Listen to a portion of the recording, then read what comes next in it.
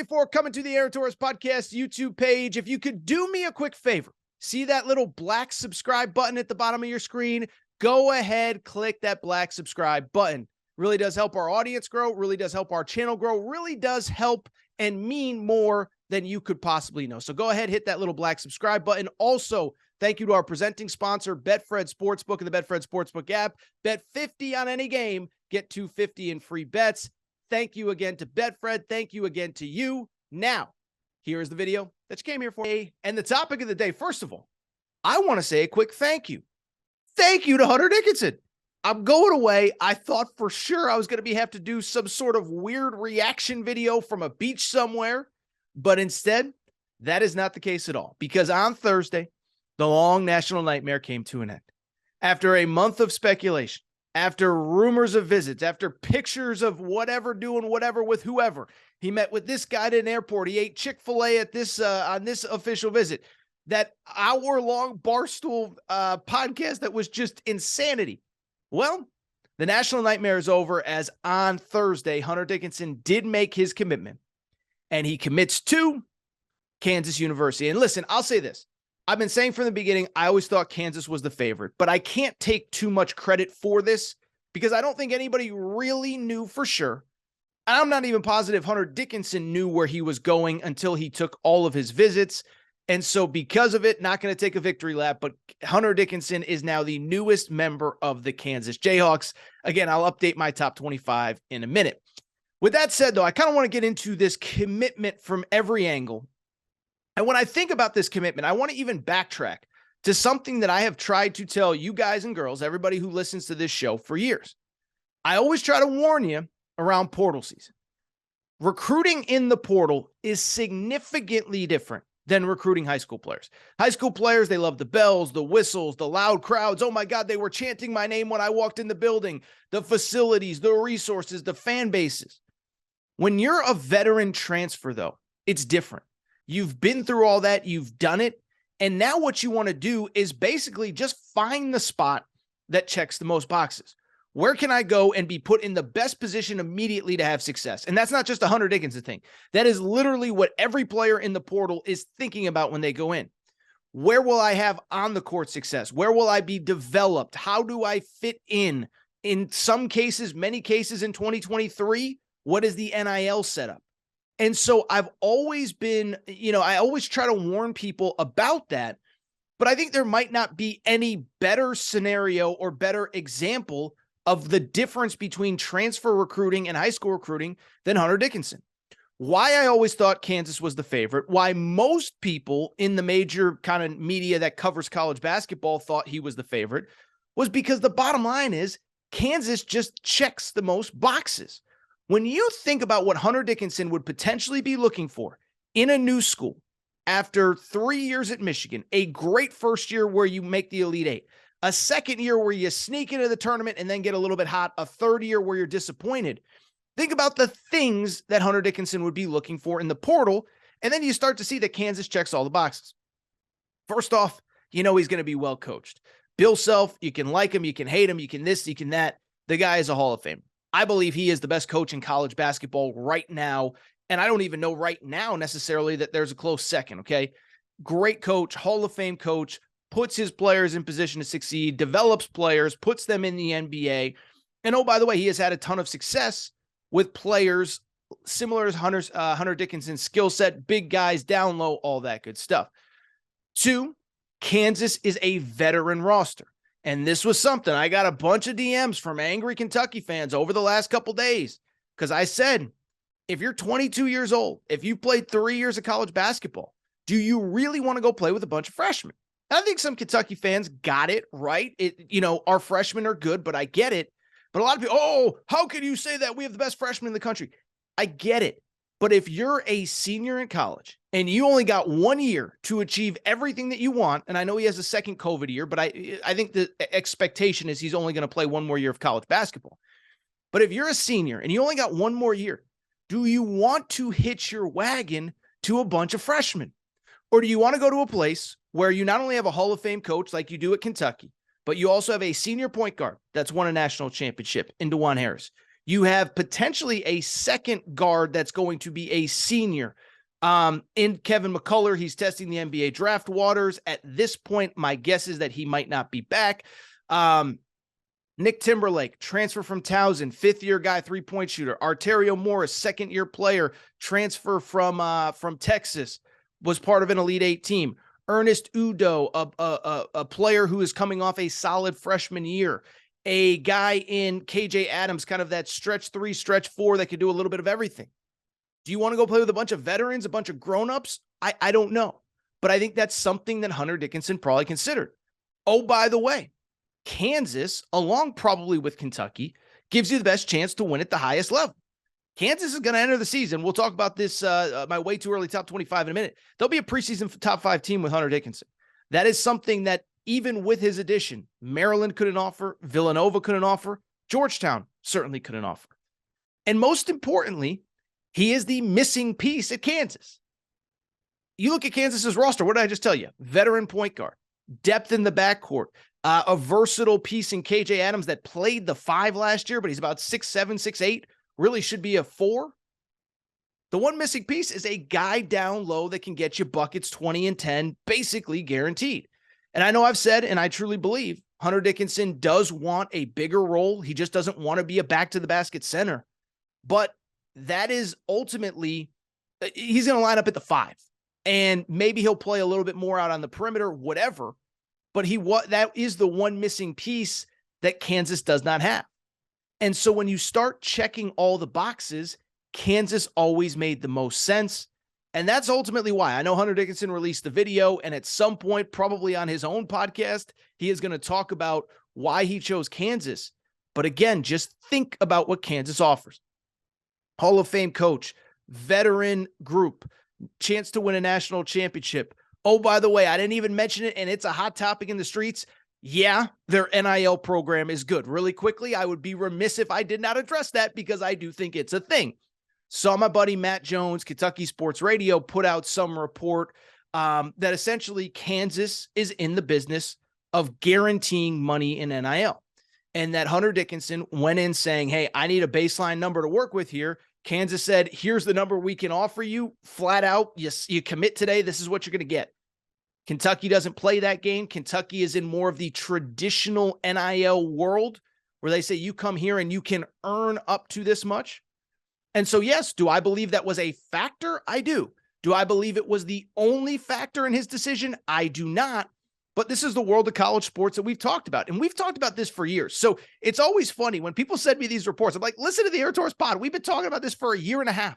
You know, I know it's been a year and a half because we talked about it when Nick Saban called out Jimbo Fisher last year.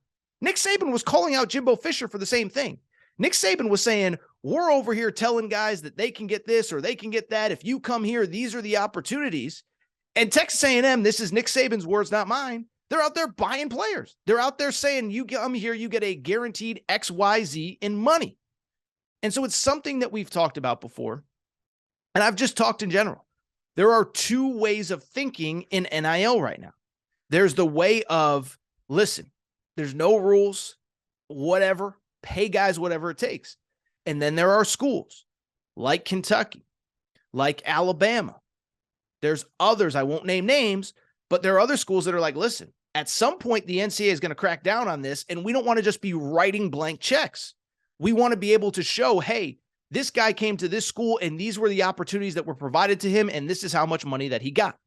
But right now, there are schools that are basically guaranteeing money to come to school there. We talked about it before with Kansas. Remember a few weeks ago, we were talking about the kid, Nick Timberlake? I just mentioned him. He's on the roster right now, or he committed this summer.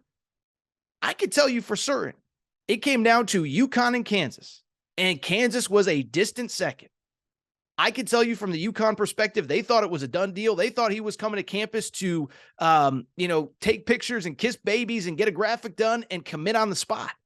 And then he leaves campus without committing. And then a day passes, and then he commits to Kansas, seemingly out of nowhere. Most people with that recruitment think NIL played a role. So I'm not going to sit here and beat around the bush. But as I said, NIL is a part of the puzzle. I don't believe that in Hunter Dickinson's case, it was the whole puzzle. And so now he's headed to Kansas. And let's talk about it for a second from Kansas's perspective. Because I think, and I've already kind of talked about it, I don't know if they're the favorite going into next year. Duke's going to be good. UConn's going to be good. Arkansas is going to be good. Other schools are waiting to add pieces. Purdue could potentially bring back everybody from a number one seed in the NCAA tournament. Marquette brings back everybody. So I'm not saying that Kansas is going to run away with the title, but when I look at this Kansas team, tell me what they don't have. First off, I think we learned this year that this era of college basketball right now, it's good to be old, man. And I know it's not going to be like this forever, and eventually the COVID waiver guys are going to phase out of college basketball. But it's good to be old. Look at UConn. Look at Miami. San Diego State had a bunch of 5th and 6th year guys. Well, now look at Kansas. DeJuan Harris, 4th year transfer, 4th year player. Nick Timberlake, a 6th year player, I believe, if I'm not mistaken. Hunter Dickinson, 4th year player. So you have veterans. You have a veteran point guard. That matters. That's important. You have 3-point shooting. That matters. That's important. This is also important. You have continuity year over year. John Rothstein's put out this tweet a few times, but essentially you look at the teams that were in the Final Four this year, multiple starters back, multiple impact players back from teams the previous year. Well, now Kansas has 3, 4, maybe 5 impact guys that have the potential to come back, and that likely will come back. And now you add a guy that can literally get you 20 and 12, 20 and 11, 22 and 9 every single night. I think they just might be the favorites to win the national championship. Although, again, we'll update my top 25 in a minute. I do quickly, before we switch gears and get to that top 25, I want to talk about the teams that finished in whatever order behind Kansas in the Hunter Dickinson Derby. Let's start with Villanova, last team to get a visit. And Villanova is kind of interesting because from the Villanova perspective, Hunter Dickinson felt like the cherry on top of the sundae. In other words, this is not a spot of need. This is not well, now we got to scramble to find a guy since we didn't get Hunter. You look at Villanova's roster, I actually think they're pretty set even without Hunter Dickinson. Got some nice returnees. Justin Moore, who was obviously a very good friend of Hunter Dickinson. Mark Armstrong, a point guard. Eric Dixon is a low post player. They added a couple of nice transfers. TJ Bamba from Washington State. Hakeem Hart from Maryland. And so in my opinion, if they had the opportunity to get Hunter Dickinson, yeah, you go all in. But if you don't get him, I don't know that they're scrambling to the portal to find a replacement. Villanova's actually been pretty impressive in this portal cycle. They're right on the cusp of a top 25 team, in my opinion. 1, the disappointment of last year. I get why there's hesitation. 2, the Big East is going to be really good next year. UConn's waiting on some dudes, but they're really good. Xavier's going to be good again. Marquette returns everybody. Creighton returns a ton of people. So I bring it all up to say, Nova, I don't think they're disappointed, but I don't think this fundamentally changes like what the rest of their offseason looks like. Same with Maryland, by the way. Maryland actually returns a good core of people that made it to the second round, the round of 32 in the NCAA tournament. Would have liked this piece. Obviously, Hunter Dickinson being from Maryland certainly doesn't hurt. But I think they proceed now with their offseason. And, you know, it is what it is. They're a good team coming into next year. I think Hunter Dickinson would have made them a probably top 8 to 12 type team in the country. Instead, they move on. They'll be good. The Big Ten, I don't love going into next year. I think they're in that 2nd, 3rd, 4th conversation, but they still have a chance to be really good. Again, returning a lot of pieces from last year's NCAA tournament team. Then there's Kentucky, and it's certainly not panic time in the Bluegrass, okay?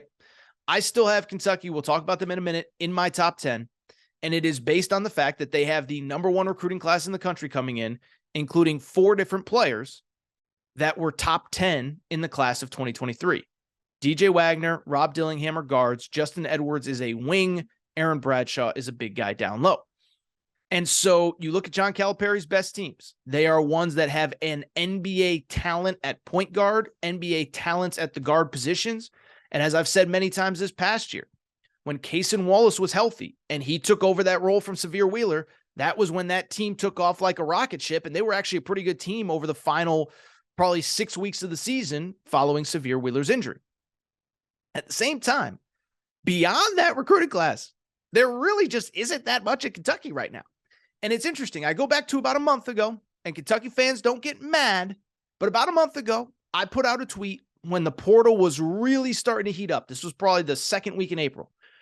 And I said it sure does feel like Kentucky's entire offseason plan is based on the idea that their freshman class is really, really, really good, and that they essentially were not being active in the portal at all. And of course, Kentucky, biggest fan base in America in college basketball. I have no problem with it. Throw your arrows at me. It doesn't bother me. It's part of my job. But I said, I think you're moving too slow. And I Kentucky fan, Torres, you don't know what you're talking about. Torres, you think Calipari's not doing anything? Well, fast forward, where are we at right now? I looked at Kentucky's roster before I started recording. Here is what Kentucky we know is on the books for 2023, 2024 right now. A really good 5-man recruiting class.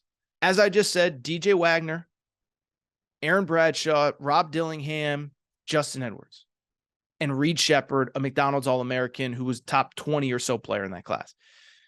They also have a returning redshirt center named Ugana Onyenso Kingsley. Talented player, but he's a process. He's a developmental big. After that, we're not positive they have anybody. Now, a guard named Adu Thiero will probably be back. He was a guy that played spot minutes last year, but he's another developmental guy. Well, beyond that, CJ Frederick transferred. Lance Ware went in the transfer portal on Thursday. Damian Collins went in the transfer portal. Jacob Toppin went pro. Cason Wallace went pro. And currently, Oscar Tshiebwe and Antonio Reeves are testing the NBA draft waters. And so I bring it up because this is what I was trying to say 3, 4, 5 weeks ago, is that I get that you have players going through the process. I get that you want to be respectful of them. But the portal stops for no man. The portal sleeps for no man. And I just felt like they were moving entirely too slow. There are other schools in other parts of the country and, frankly, in your own conference who are just like, we're not waiting. If you want to go test the waters, that's fine, but we're recruiting as if you're leaving. Look at what Arkansas is doing.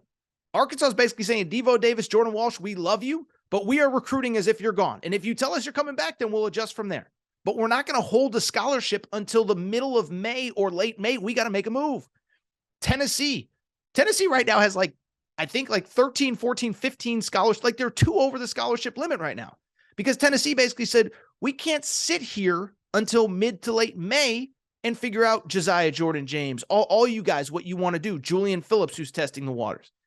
And so you look at Kentucky, now it's kind of scramble mode.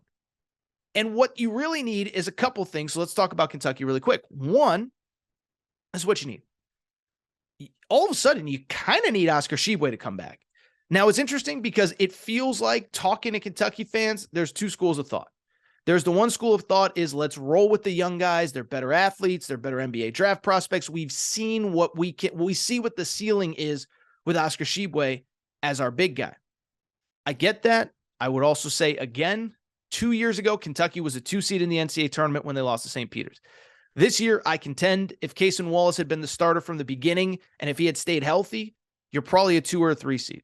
Because, by the way, you lost to South Carolina, Georgia, and Vanderbilt without Cason Wallace. If he plays in those games, you probably win them. I take that back. He did play against Georgia, but he was not himself. He was coming off of a game where he missed injury. And you probably have better success in the out-of-conference portion if he's starting at point guard. Well, next year you do have an NBA-type talent at point guard. But the point I'm trying to make, I guess, is that I'm not as down on Oscar Tshiebwe coming back as some others. And I do think you kind of need him, right? Because you're going to have really good scoring on the perimeter, but you're going to need a guy down low. But then more importantly, I just think you need some veterans in that locker room. John Calipari did an interview with John Fanta on Thursday where he basically said, this is now a grown man sport. We now have 24, 25, 26-year-olds playing college basketball. Well, you need your own 22, 23, 24-year-olds to go to war with those guys because you think a 24-year-old playing at wherever is going to be scared of DJ Wagner because he was a McDonald's All-American?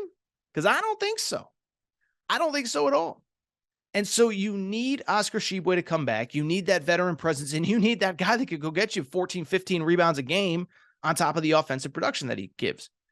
Also, Antonio Reeves. You need a back at this point. And my hunch is I think we all kind of think that he's going to come back. but you kind of almost need him back at this point to not only be a veteran, but to be a guy that can get buckets alongside those freshmen. And then finally, I still think there's a piece or two. Now, let's assume Chris Livingston, who's testing the waters, he's not coming back because I don't think he is. I still think you need a piece or two in the portal. And here's where I would be concerned. By the way, even if I meant five-man recruiting class plus a redshirt freshman in Ugonna Kingsley, okay? Ugonna and Yenso Kingsley. Even if Adu Thiero comes back, that's 7. Oscar Shibwe, Antonio Reeves come back, that's 9. You can't run a 5-on-5 scrimmage with the guys that you currently have on your roster. And so now you got to go to the portal. But here's the crazy part. There's not that much left in the portal. Trust me, I monitor it as closely as anybody. There is not a lot of talent left in the portal. And you know what else? Here's the other part. Everybody still needs pieces. So it's not like there's, role players that would be really good at Kentucky and you're the only one recruiting them. Ask an Arizona fan. Arizona needs help. They added Jaden Bradley this week, but they need a lot of help. St. John's still needs like 4 or 5 guys. Georgetown still needs 4 or 5 guys. Kansas still has a scholarship available, which they might add with Mackenzie Mbako. I didn't even mention Mackenzie Mbako and the impact that he could have if he commits to Kansas. By the way, that's why I thought you should have gone after Mackenzie Mbako, but neither here nor there. So you look at the current portal setup. Alabama needs a dude. Remember, Jaquan Walton just bounced. Well, got removed even though he was never on the team. Arkansas is still active with Grant Nelson. So, you need dudes, and there's not that many dudes left. So this is what I was saying. Kentucky fans, it's never personal, baby. I love you guys. You guys have been great to me. But when I tell you in mid-April, let's go. Let's get our butts in gear. Listen, because Calipari, I love him, but I thought he was moving too slow in the portal. And now you're looking at a roster with 5 freshmen and a redshirt freshman. That's all that we know is coming back. Good luck going into Knoxville with that group. Fayetteville, Tuscaloosa, Auburn, whatever. It's not going to be easy.